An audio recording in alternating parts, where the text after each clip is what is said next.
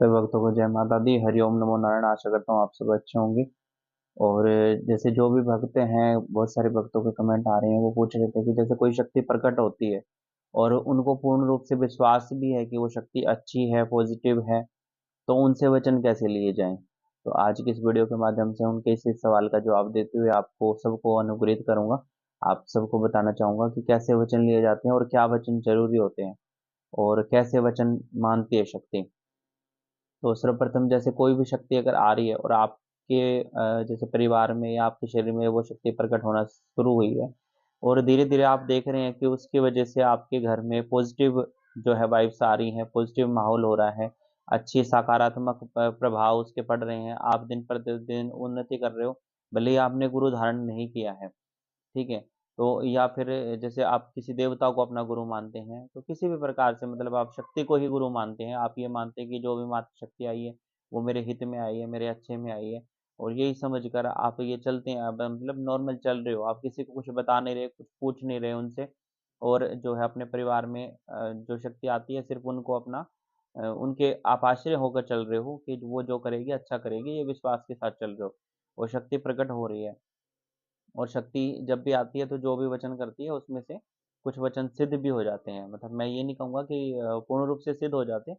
कुछ वचन सिद्ध हो जाते हैं, कुछ वचन असत्य भी हो जाते हैं, लेकिन जो वचन सिद्ध होते हैं वो पूर्ण रूप से उनकी बातें बिल्कुल सटीक निकलती हैं, सिद्ध निकलती हैं और वो आपके फ़ेवर में जो भी होते हैं, आपके हक में जो कार्य करती है, दूसरों के फ़ेवर में कर रही है, नहीं कर रही है, वो बात न मायने नहीं रखती। लेकिन अगर वो आपके फ़ेवर में कार्य कर रही है, आपके लिए उसने जो भी वचन किया, आपके लिए उन्होंने बोला कि मैं ये कार्य करके दिखाऊँगी और उसने वो कार्य कर दिया, तो वो सच्ची शक्ति है। दूसरा, अगर उसके आने से आपको कोई नकारात्मक जैसी आपके अंदर कोई सोच नहीं आ रही, जैसे वो भूत-प्रेत की या कोई जिन-मशान की शक्ति होती है ना, तो उनको मतलब उनके बार-बार उनको ऐसा महसूस होता है कि जैसे उनका मरने का मन करता है या फिर उनका घर से भागने का, घर को छोड़ के जाने का मन करता है या घर के में परिवार में लड़ाई-झगड़े करने का मन करता है।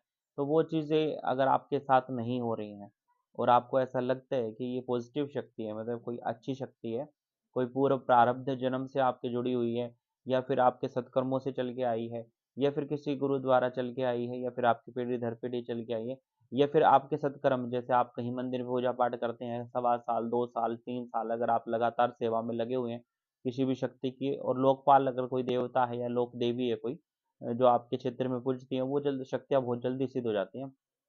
तो आप निरंतर अगर किसी की सेवा में लग रहे हो तो आपको विश्वास भी है कि मैंने कोई प्रेत साधना नहीं करी है, मैंने कोई प्रेतों का ध्यान नहीं किया है, मैंने तो पवित्र शक्तियों की पूजा की है और मैं पूर्ण रूप से शुद्ध सिद्ध हूँ।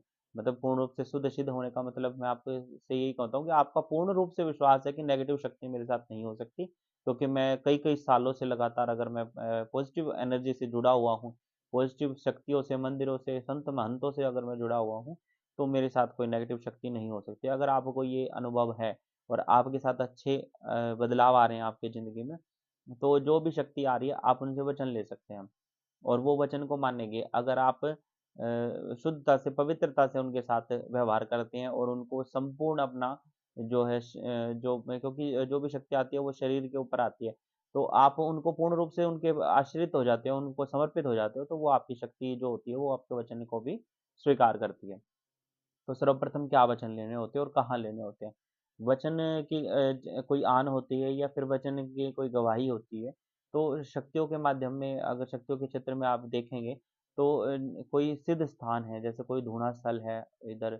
अगर आप हरियाणा के क्षेत्र में देखो तो इधर हरियाणा में, यूपी में का बहुत सारे धूने स्थल मिल जाएँगे जहाँ धूना लगता है नाथ योगियों का। दूसरा, या कोई जैसे कोई दिव्य मंदिर है कोई, वहाँ अखंड ज्योत अगर प्रज्वलित है तो वहाँ भी आप ले सकते हैं वचन। और जैसे गंगा क्षेत्र है, कोई यमुना क्षेत्र है या कोई और पवित्र नदियाँ हैं, उनका क्षेत्र है, तो उनके तट पे भी आप वचन कर सकते हो या आपने कोई गुरु धारण कर रखे हो, गुरु के समक्ष भी आप वचन करा सकते हो, कर सकते हो। तो जैसे जो भी शक्ति प्रकट होती है उनसे जैसे अगर आप कोई धूना स्थल के पास बैठे हो या कोई पवित्र ज्योति के पास बैठे हो, तो उनकी आन देकर या उनकी गवाही देकर कि भी ये माता पूर्ण परमेश्वरी, माता ज्योति ज्वाला, ये साक्षी है आपके वचनों की। आप झूठे वचन नहीं करोगे, सच्चे वचन करोगे, जो भी मैं आपसे वचन मांगूंगा वो आपको देने पड़ेंगे।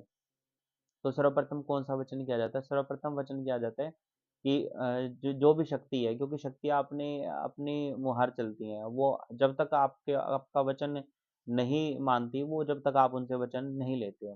तो उनसे पहला वचन यही लेना होता है कि माँ या कोई भी शक्ति है कि आप अपनी मुहर नहीं चलोगे, जब मैं आपको बुलाऊँगा तब आपको आना पड़ेगा। जो मैं बोलूँगा वो कार्य करने पड़ेंगे। तो प्रथम वचन ये होता है। द्वितीय वचन कौन-सा लेना होता है? द्वितीय वचन होता है कि माता रानी या जो भी शक्ति है, उनका जो भी सात्विक भोग प्रसाद है या फिर अगर आप तामसिक भोग देने में भी समर्थ हैं, तो वो भी आप बोल सकते हो। ये मतलब भोग प्रसाद की पहले से हमें बताना पड़ता है कि ये शक्ति ये इस भोग तक मैं इसको चला सकता हूँ। और जितना कोशिश हो सके मेरी तो राय यही है कि भई आप सात्विक भोग पर रखें उनको, उन शक्तियों को, तो उनको भोग प्रसाद के बारे में बताना होता है कि मैं जैसे कोई माँ की शक्ति आ रही है, तो मैं लौंग, बतासे, पान, पेड़ा या हलवे तक आपको सीमित रख सकता हूँ, हलवे तक के भोग दे सकता हूँ, इससे ज़्यादा भोग मैं नहीं दे पाऊँगा। और ये जो भी मैं भोग दूँगा आपको स्वीकार करना पड़ेगा और इन्हीं भोगों में चलकर ही आपको सारे कार्य मेरे सिद्ध करने पड़ेंगे और जिसके कार्य मैं आपसे कराऊँगा उनके भी कार्य आपको सिद्ध करने पड़ेंगे। दूसरा वचन ये होता है। तीसरा वचन ये होता है कि जो भी शक्ति आई है उन वो कभी भी मेरे से नाराज़ ना हो, कोई भी भूल-चूक हो जाए, गलती हो जाए तो मेरे को क्षमा करे और मुझे अवगत कराएँ उस गलती से और मेरे परिवार की रक्षा करे। मेरे परिवार में कोई अकाल मृत्यु ना होने दे, किसी भी प्रकार की दुर्घटना का शिकार ना होने दे और कभी भी मेरे से नाराज़ होकर मेरे से दूर ना हो। जो भी जिस भी प्रकार की गलती करूँ मैं तो मुझे आकर समझा दे। एक माँ की तरह, एक पिता की तरह मुझे स्नेह करे। ये 3 वचन बहुत ज़रूरी होते हैं शक्ति से लेना। बाकी आप अपनी सुविधा अनुसार कोई भी अगर आपको ऐसा लगता है कि आपको शक्ति की वजह से कोई आपको डर है या किसी प्रकार से आपको भय है, तो आप उस प्रकार से चौथा वचन, पाँचवाँ वचन जो आप चाहते हैं उस प्रकार से आप वचन ले सकते हैं। बाकी जो इसमें अगर आप साधारणतः देखें तो ये 3 वचन ही ज़रूरी होते हैं कि जब मैं बुलाऊँ जब आपको आना पड़ेगा, जो मैं बोलूँगा वही भोग आपको लेना पड़ेगा, मेरे परिवार की रक्षा करनी पड़ेगी और अकाल मृत्यु से मेरे परिवार को बचा के रखना पड़ेगा। यही जो इसमें मेन वचन होते हैं, ये वचन लिए जाते हैं।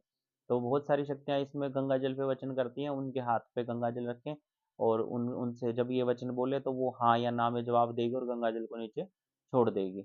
और या बोले कि स्वीकार है मुझे या जो भी वो वचन करेगी उस हिसाब से वो आपको स्वीकृति देगी। दूसरा बहुत सारी शक्तियाँ होती हैं जो तामसिक प्रवृत्ति की होती हैं, तो वो नमक से भी वचन करती हैं, लोटे के अंदर नमक डाल के और वो इस प्रकार से वचन कराया जाता है कि अगर आप अपने वचन से फिरते हो तो जैसे लोटे में नमक गल गया उस प्रकार से आपकी शक्ति का आपका यश ऐश्वर्य गल जाएगा। तो अलग-अलग प्रकार से वचन लेने का तरीका हो सकता है, बाकी सुदृढ़ अच्छा तरीका यही है कि गंगा जल से वचन कराएँ या फिर कोई पवित्र स्थान है उसकी आन देकर उनकी जैसे कोई जोत है तो उसकी तरफ हाथ करके, कोई धूना स्थल है उसकी तरफ हाथ करके कि आपको इस पवित्र अग्नि की सौगंध है, आप ये वचन दें और इन वचनों को आजीवन जब तक मैं रहूँ, जब तक मेरा परिवार रहे, मेरी पीढ़ी दर पीढ़ी आप इन वचनों को निभाती रहें।